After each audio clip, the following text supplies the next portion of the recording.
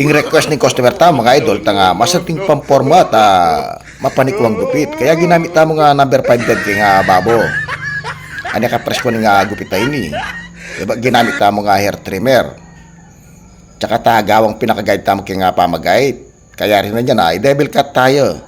Baka nito lalo yung maporma yung kaya nga gupit. Tsaka ta mo ginamit number 1 guide. Kaya ba sunod tayo nga 0.5 guide. Tsaka ta ni pag-overcome. Kaya gulat naman na ginawa tamo pinaka-guide tamo, kaya ba tamo close lever tamo, tsaka tamo open lever. Kaya ba gamitan tayong number 1 guide, tsaka tayo sinudi nga 0.5 guide. Kaya ba gamitan tayong air trimmer, bangka nito, masantiya nga itan. Tsaka tayo paglakoy pa kauslo, sobra-sobra kaya nga gilid. Tsaka tayo plangkete nga usanda nga balas-bas, bang mapiling urudyo, panigaralan nyo pa magplangketo.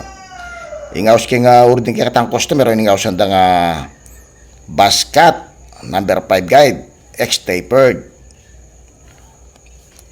Ani ka sa ting pamormay nga uro din munandili, ani ka preskuan. Kaya pwede yung papakyapos ni, karang kaya kayo nga anak ka lalaki o kaya kayo nga asawa.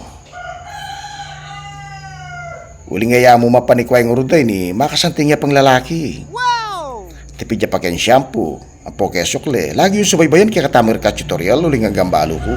Balo yun naman.